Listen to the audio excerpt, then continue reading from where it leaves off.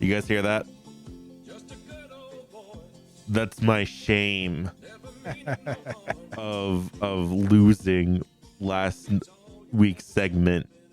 And my dad thought it was a great idea to have that be the intro of this episode of Heartland Havoc. I am your host, Caleb Log.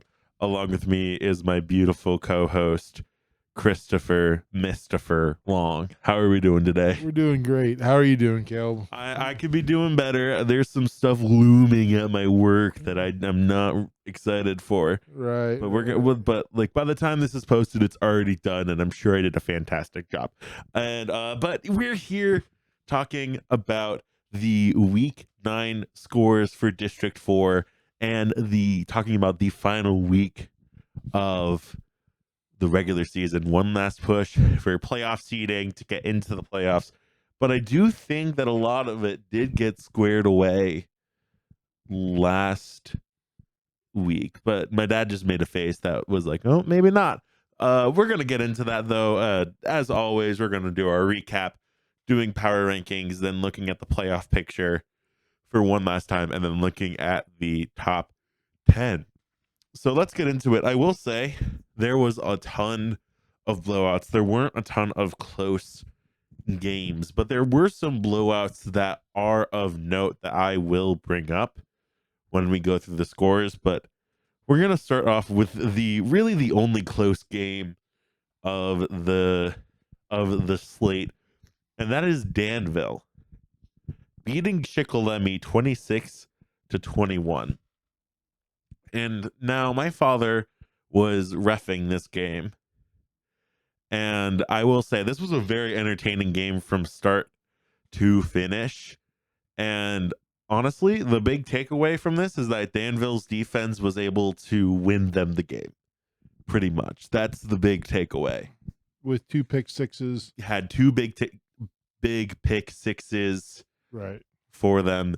And like Shikellamy was flying all around the field, I feel like, for a lot of the game, but couldn't keep the turnovers down. Right. I would suspect, or I'm actually sure Shikellamy had more yardage than them. Oh, yeah. And that though the turnovers were huge. I mean, the one was about a 70-yard interception return where they picked it off on a screen pass and took it all the way. And then the other one was this was the backbreaker when Schick's up 21-20, and Landon Kehoe, the all-state middle linebacker for Danville, steps in front of a slant pass and takes it back probably about 25 yards or so for the final points of the game to put them up 26-21. Yep, and Shikellamy was driving down the field to maybe score right at the end, get the buzzer beater, but they were 1 yard short, tackled 1 yard short, about at the 7-yard line when they needed to get to the 6. Right. And that ultimately sealed the game in a victory for Danville.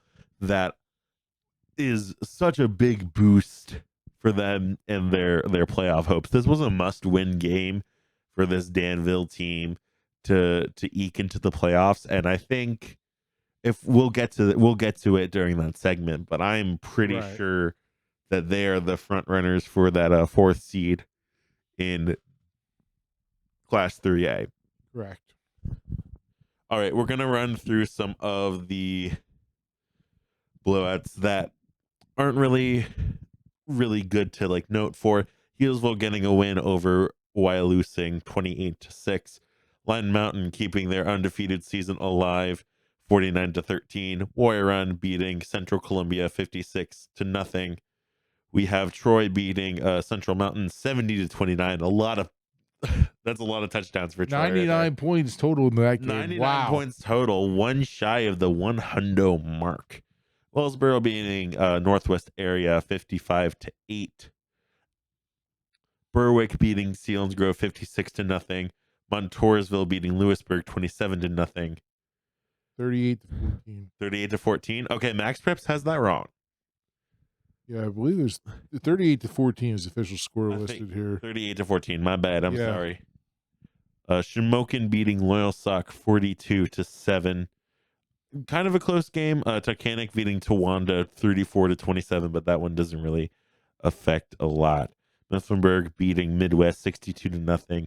Hollidaysburg beating Williamsport 69-6. Wow. Holy Redeemer beating Columbia Montorvo Tech 38-12. North Penn Mansfield falling to Kawaneski Valley 35-8. And in a close game, Canton beats Sayre 21-14. Now some of these interesting games of note. Mount Carmel getting a win over Milton. Both teams looking in that playoff hunt for Class 3A.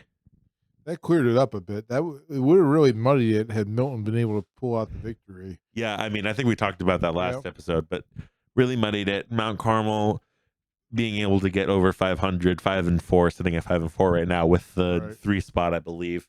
Right. I mean, good bounce back. This is a good bounce back stretch of games for Mount Carmel. You got to really give it up to them. Definitely playing tough, and I'm sure we'll preview this a little bit coming up, but they have the biggest game of their year so far in the annual Coal Bucket game against Shamokin this Friday night. That's a really that's a really big game. There's some games where you just throw out the records coming up. Oh, for sure. We have Athens beating Muncie 41-14.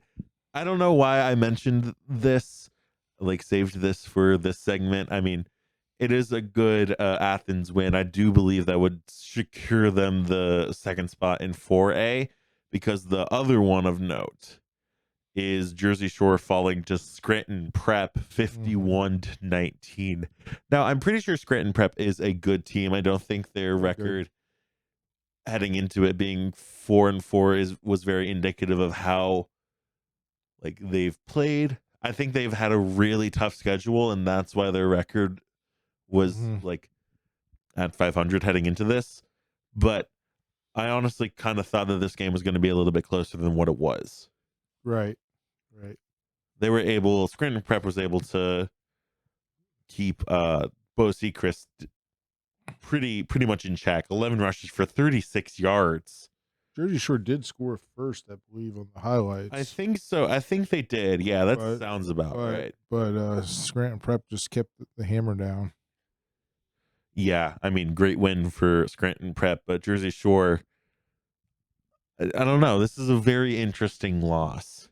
Mm-hmm. Right. We have next up we got Montgomery beating South Williamsport 42-14, and this was a very interesting Northern Tier matchup. I think positioning wise, South Williamsport had a full head of steam coming. Montgomery had a full head of steam coming, and they collided, and Montgomery was the team that came out on top.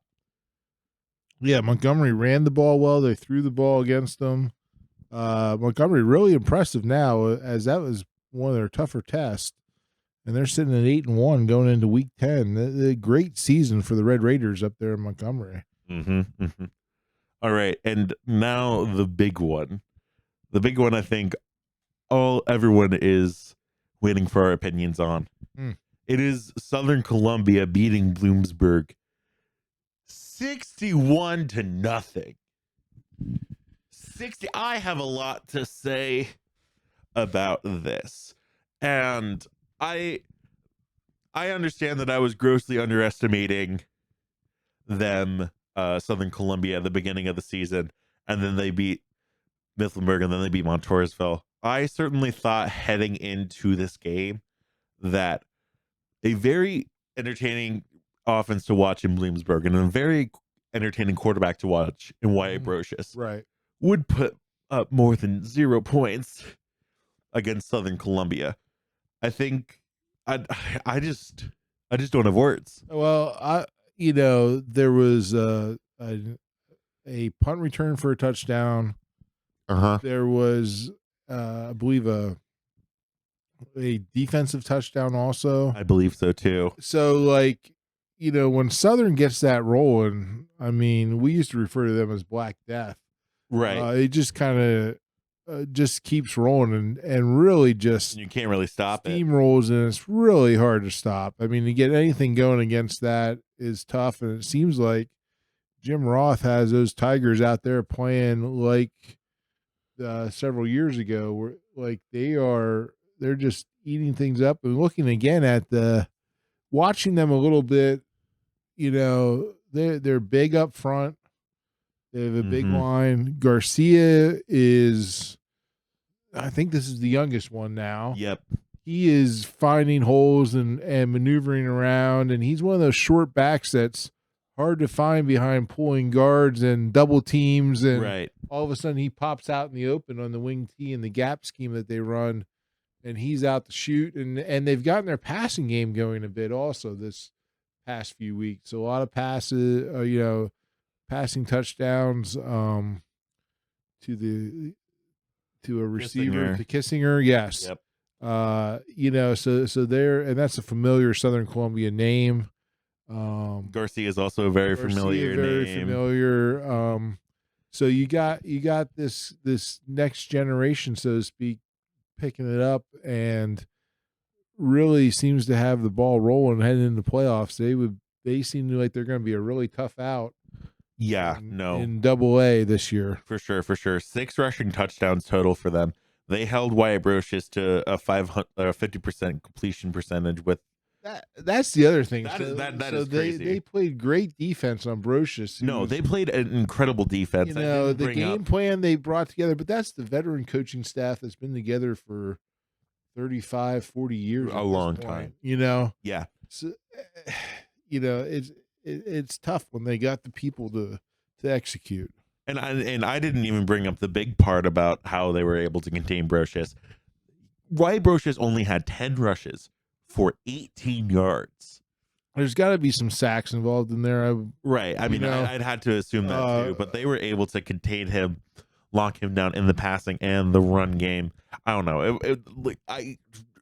Speechless. I think that little clip right there shows my initial reactions to that. I was keeping up with the scores, and Kevin in between, like in the commercial breaks, was like, Caleb, can you like check and see if Wyatt Brocious got injured?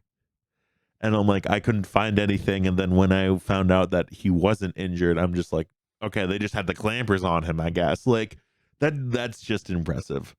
I think Wyatt Brocious is one of the most entertaining quarterbacks to watch in our area. I think Brody Raybeck's also one of them as well. Logan Steele also from Shamokin. Definitely. And to neutralize him that much, golly, I'm terrified of this Southern Columbia team. This is an absolute unit of a team. And I believe that's all the games. I think we got through. Covered most of them there. All of them. Yep. So now we're heading into our power rankings. I think this is going to be a very interesting one. It is definitely interesting. All right. Who do you have at 10? I have Montoursville at 10. Oh, okay. And who do you have at what's 10? the logic? Well, I have Jersey Shore. You have Jersey Shore at 10. I have Jersey Shore at number 10. And I think they're in here mainly because their schedule is so tough. Like an undefeated Hollidaysburg, an undefeated Shamokin team.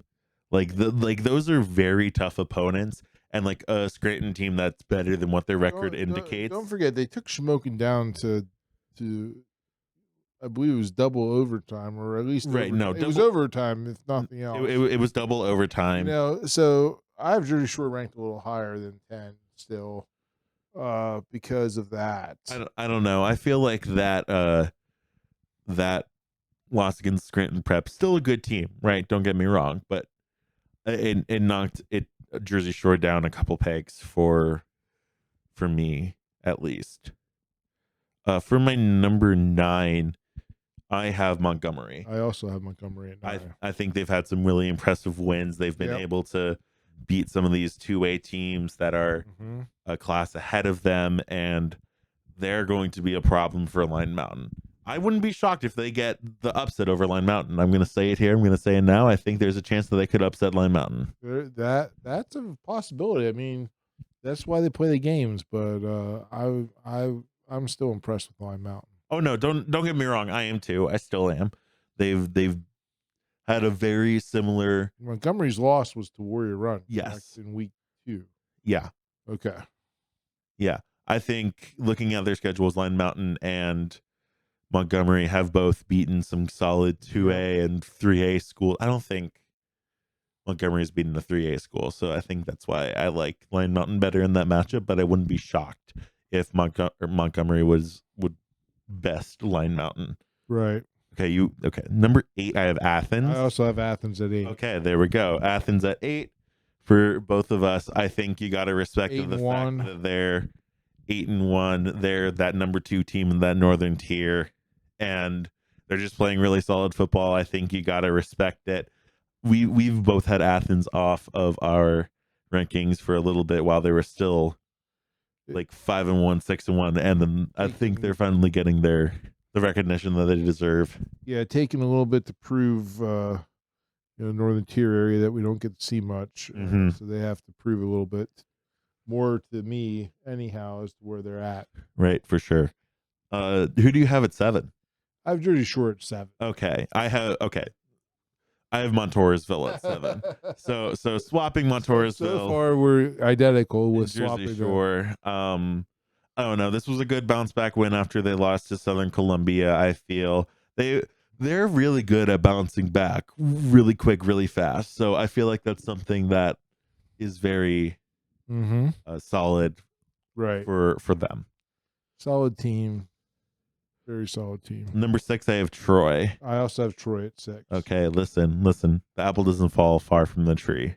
Yep. And I'm the apple, and who's the tree? Me. Papa. All right, yeah. Troy, solid, really good team. Number 5, I have Mifflinburg. I have Warrior Run at 5. Okay, I have Warrior Run at number 4. I have Mifflinburg at 4. Okay, there we go.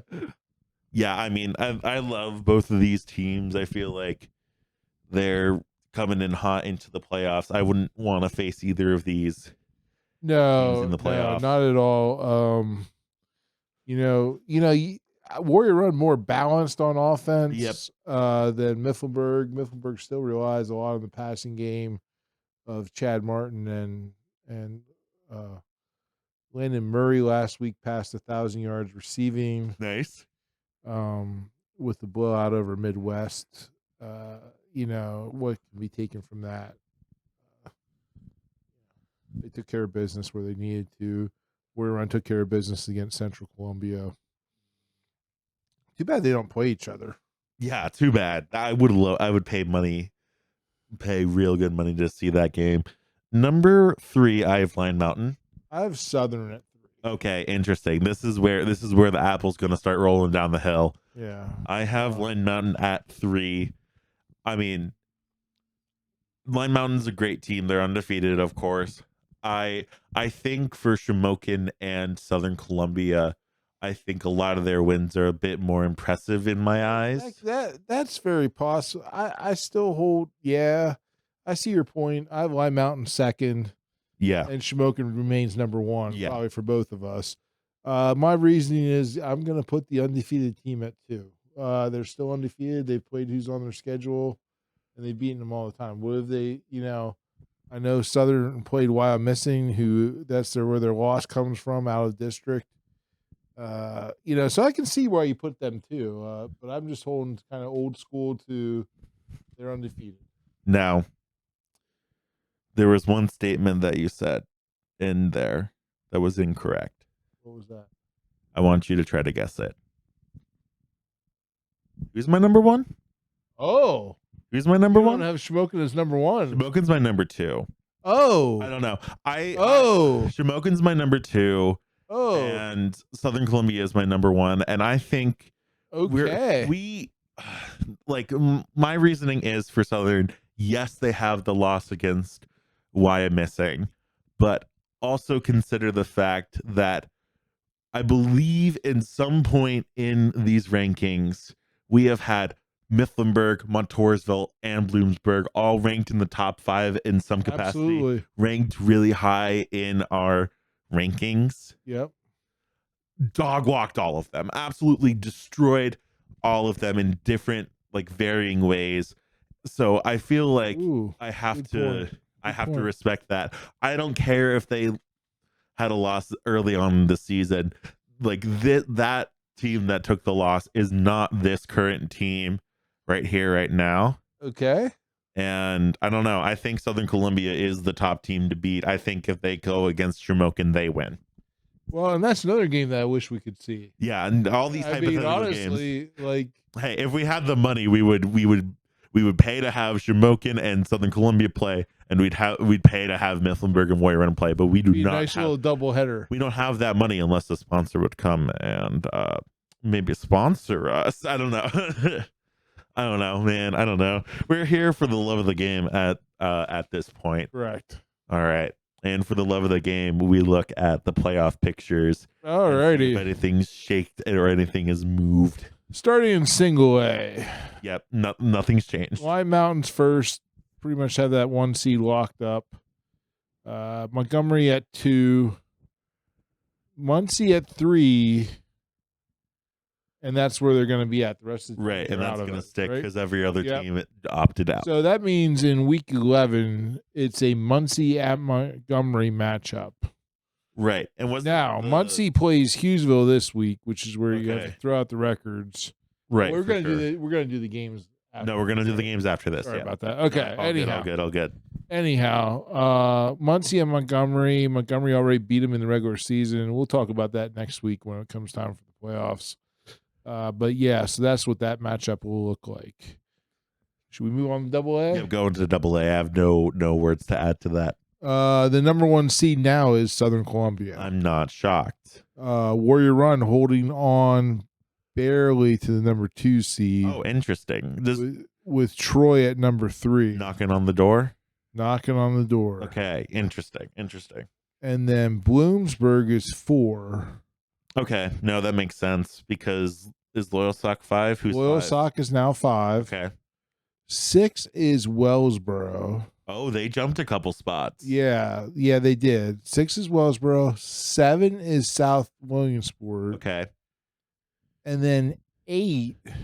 Wait, can I guess? Yeah, go ahead. Because they beat North Penn Mansfield's Cowanesque Valley. You're correct. Okay. It is now Cowanesque Valley. Okay, interesting. And North Penn Mansfield is 9th, but North Penn Mansfield is in striking distance of. Okay, so depending on what happens this week, we'll preview those games coming up. They would probably need a win. And, yeah, they might pass them if they get a win. And then Cowanesque Valley would need a loss. Okay, Maybe. no, I'm already looking at this, and there could be some. There could be some movement going on there. All right. Yeah, for sure.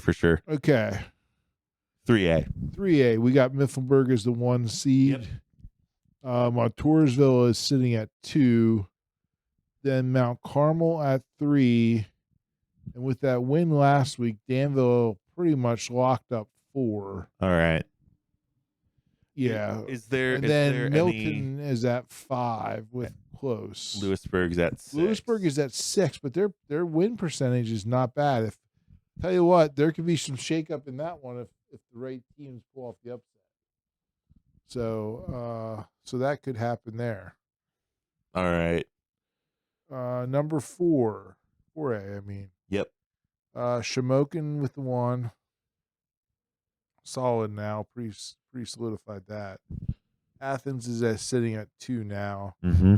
Jersey Shore at 3, and you still have Schick at 4. Right, and there's not going to be movement in that more than likely. Pretty much set. I mean, I think we could predict that playoff right now if we really wanted to, but that's jumping the gun, and we don't like doing that here. No. All right, and then 6A. We got Wilkes-Barre in the 1 seed. Yep. Williamsport's holding on to 2. And then you got Scranton and Hazleton rounding it out. So, all right. That's where that's at in the District 2/4 sub-region. District 6. All right. Okay. And now we're heading on to week 10, where there's a lot of rivalry games. Yes. A lot of rivalry games for sure. All right. We're gonna start off with Athens. I'm just gonna start from the top and work my way down. Athens versus Sayre. Sayre is winless. Athens is Athens. Yeah. This win probably locks them the 2 seed. I don't even think there's a chance that they lose and Jersey Shore beats their opponent, which is Central Mountain. Yeah, they're pretty close. Oh, they are. So technically, I don't know. Central Mountain's not good either. So, no. Central Mountain's also 0-9. Yeah. Yeah. It is. I mean, yeah. Central Mountain and Jersey Shore is technically a rivalry. Yeah. Yeah. Yeah. Their proximity is close to each other. And then next we got a matchup between the 1 and 2 teams in 6A. We do have Williamsport and Wilkes-Barre taking on each other. Interesting. So I guess that could be a potential championship Preview. Theoretically. Interesting. Yeah. I don't know. I mean, Williamsport has had a really tough schedule. So like 4 and 5 is kind of a little indicative of how they are as a team, but like they've played some really tough opponents. So I don't know. This could shake out in a very interesting way. We have Troy taking on Canton, and I'm gonna throw in Warrior Run taking on Milton, for the sole purpose of they're so tight together, right, and next to each other. Right. If Warrior Run does beat Milton, which that's also a pretty big rivalry there. Yep. Potential to throw out their records, because I think Milton is a solid enough team. If things go Milton, yeah, I would say throw out the records. I mean, Warrior Run, potentially could. This game could either be really close or Warrior Run could roll. Yeah, no, like depending on how Milton plays. For sure. They bring into this game. Yeah, and I mean, since Milton is 3A, that give Warrior Run a couple of bonus points for sure. Right. And they have a better record than Canton. So if Warrior Run wins, I think that's pretty much a lock for them to get the 2 seed. And there's a big margin. There's a pretty big margin between Southern Columbia and Warrior Run, right? Yes. Yeah, and I don't think that's going to get any smaller. Southern Columbia is taking on Shikellamy. So if Southern Columbia gets the win there, it's going to give them a ton of bonus points. Right. I mean, Shikellamy has faced a lot of tough opponents. So like ending up in like 5 and 4, and you have to face Southern Columbia. I mean, your record, I think Shikellamy is a better team than what their record is. It's going to be a tough matchup against Southern Columbia, the top team in my eyes, but I don't know. We'll see what happens there. Definitely. Another game throughout the records, I think that my dad alluded to that, is Hughesville versus Muncie. Definitely. All right. And I'm also like a little curious about if Hughesville wins this game. Is there a chance that they can sneak into the playoffs, or like are their hopes kind of dashed? Or are they one of those teams that is we have to have at least a 500 record to even consider? I don't think they are. I don't think they're out of it for sure. They're sitting in the 10 seed. A win against Muncie could propel them over Kawaneski Valley. But I don't know. Kawaneski Valley plays Montgomery. Yeah, I was gonna say that Kawaneski Valley plays Montgomery. This last spot could get a little interesting because Kawaneski Valley does play Montgomery, and also Wellsboro plays North Penn Mansfield. Yes. And I'd say for both of those teams, for North Penn Mansfield and Kawaneski Valley, you're heading into those games as underdogs. I think the North Penn Mansfield Wellsboro game could be a little closer than what maybe I'm imagining in my head. But if somehow Hughesville wins this game, there's a chance they could like really eke into the playoffs. Yeah, I think the North Penn Mansfield game, Wellsboro, that's a big rivalry up there too. Right. So that will wait, no, what am I saying? I feel like if North Penn Mansfield. Oh wait, no, we're talking about North Penn Mansfield losing. Never mind. Yeah.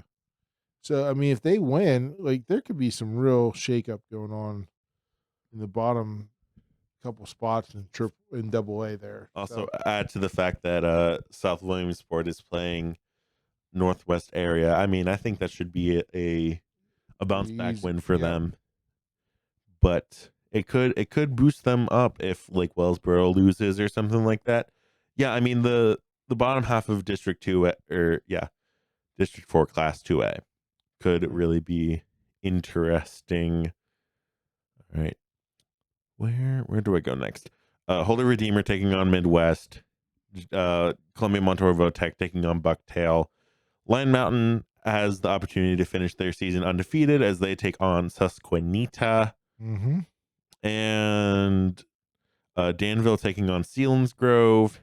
Okay, so that could be Danville could help keep the Boost, 4 spot there. yeah, keep the 4 spot because they'd get some bonus points for beating a team above their class.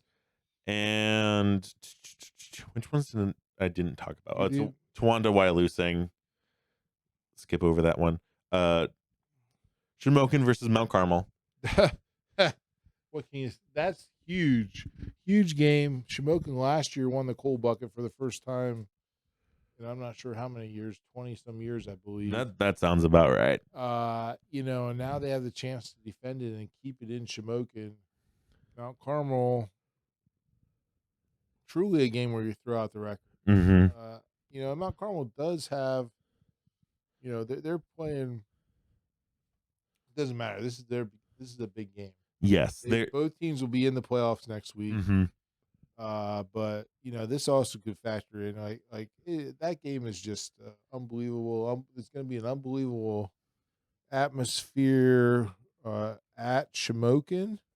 Mm-hmm. So Kemp Memorial Stadium, I believe, will be packed to the gills. There'll probably be standing room only for this one. Oh, for sure. As they try to, both towns will empty. I mean, you'll have that whole southern part of Northumberland County, southeastern part of Northumberland County will be in Shamokin. Oh yeah. At that game. They'll be at that stadium because there won't be anyone wanting to miss that game. Mm-hmm. And the other part of the lower Northumberland County will be at Shikellamy for Southern Columbia versus Shikellamy. And okay, some of the final other rivalry games. We've got Montoursville versus Loyalsock. That is Battle of the Bridge. I was going gonna to say battle of the Little Bridge. No, I know it's not little, but yeah, Battle of the Bridge in that one. another game where you really do throw out the record. Yep. And Mifflinburg versus Lewisburg. The Little Brown Jug game. Little Brown Jug game. Lewisburg, the best 2-17 team I've seen with my own 2 eyes. Right. And again, you throw out the records there because of Lewisburg. This will be what they're really playing for. Very limited hopes to try to pass Danville to get the 4 seed right away. So this is most likely their last game. Those seniors would like to go out with a win, and they'd like to prove that they can hang with the big dogs and upset Mifflinburg in this game. And that would be the first. I don't know when. Yeah, I don't know. It's been back and forth a bit, but Lewisburg has had it the last few years. Yeah. And then the final rivalry game, Bloomsburg versus Central Columbia. I don't know if we talked that. Good bounce back opportunity for Bloomsburg. Yeah. Did we? Yeah, Bloom can get a good opportunity to get themselves straightened out before the playoffs. Central's playing for pride, trying to really change things up there, looking towards the future. Did we talk about Warrior and Milton? Yes, we did. Okay. We talked about Warrior and Milton. Yeah, we did. We brought it up with when we were talking about Troy. Oh, yeah, that's right. All right. So that is the matchups for week 10, the final week of the season. And now we got everyone's favorite final segment, Talking Time Machine. All right. We're going back to the 80s again. All right. Thank you for the precursor. Back to the 80s. Is this movie, TV show, slang? What is this? A style, a clothing style. Brand or style? Okay. No, go for it. What were jams? Jams? Jams, yep. What were jams? Jams. What type of clothing were jams? I think my first guess is short for pajamas. They were not pajamas. I mean, I probably that is a logical guess. I know, I knew that wasn't right, but I feel like that's where my brain was leaning right away. Yeah, logical Cross that guess. off the bucket list right away. All right, jams. I'm initially leaning towards some type of pants, mainly because of like Jenko jeans, and like there's been a lot of trends in like that have to do with a sort of jean styling. Okay. Am I getting hotter or You're hot? You're not. You're warm. You're not. okay? You're not It's on fire. it's the There's a bottom. kindling. There's a kindling. You know, if we were in Survivor, you got some smoke going. Gotcha. Here on It's the flame. bottom half of the body, and I've got that far. Yeah. Jams feels comfortable in some capacity. Yeah. I don't think it's. I think. So you know, like how jeggings are a thing, where it's like jean leggings and stuff like that. Right. This feels like pajama jeans, but like because it's the AMS part. No, my dad's making a face, but I'm gonna finish the statement anyways. It leans closer to like on also like they look like jeans, but they are like comfy like pajamas. That's all. That's the thing where my brain was also going. Okay. But that's all. That's definitely not. That's not it. It at all. Jams. Can I ask another question? Go ahead. Where would you wear this? Where would you wear your jams? You would wear your jams anywhere you wanted. In the house, outside. That's not helpful. You would wear they're not underwear. They're out, I don't know what you're asking. Where would you wear them? Where would you wear them? Like You if probably wouldn't wear them. I mean, teenagers may have. Well, it was the 80s, so you wouldn't have worn them to church. okay, But like teenagers it's- now, if they were in now, it's more teenagers casual. would definitely wear them to church. It's more casual than it Yeah. is formal. Thank Yeah. you. That's Yeah, what I was yeah. asking. I was asking like, would you wear this to like a school dance or like No, not what you things could would wear, you not wear this you'd not to? wear them to a school dance or anything formal. You wouldn't wear them to a wedding. You wouldn't wear them to a funeral. You Right. could wear them to school. You would wear them to school, definitely. You would wear them to the park. You would wear them to other type of activities. Would you wear this? You could wear to them play, riding like, your bike. sports? You could wear them to play sports. Okay, so it is closer to more of like athleisure than anything else. Yeah, you could wear them to play sports, or you could wear them just to go to like a picnic or something. Are these like sweatpants? No, Is it? I was just gonna say this is like a colloquial term for sweatpants. no. This was like an actual thing This that is an actual died. thing.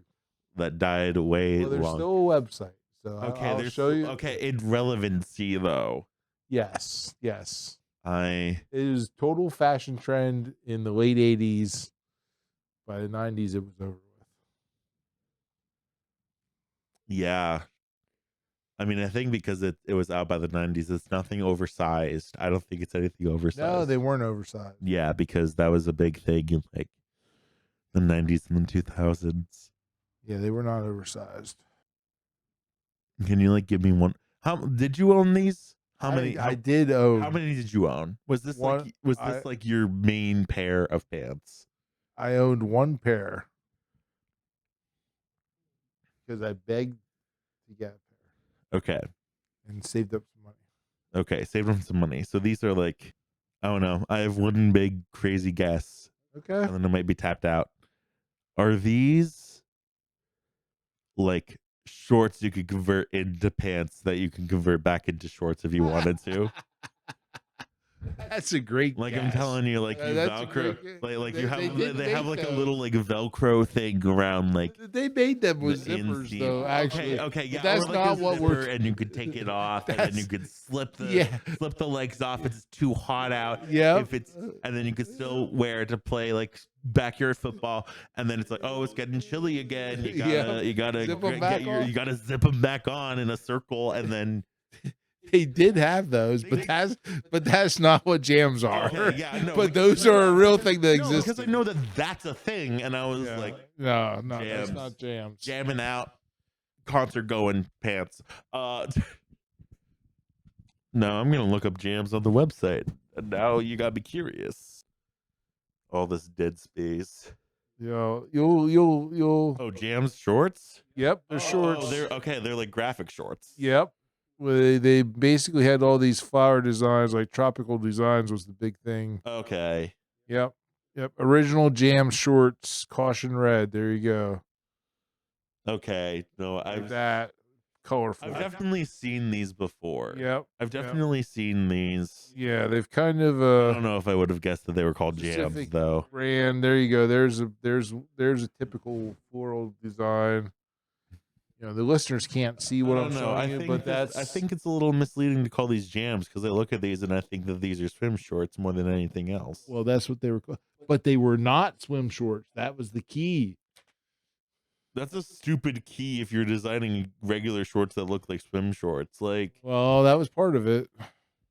I don't know. I also wouldn't pay. I'm on their website and their pairs are like $62 to $72. Well, yeah, they were like they were like 40. There's ones that are like 82. I'm not paying. They were like four shorts. They were like $40 or $50 in the late 80s. They were really expensive. That's why I only had one pair. I don't know. I'm not paying that much money for athleisure.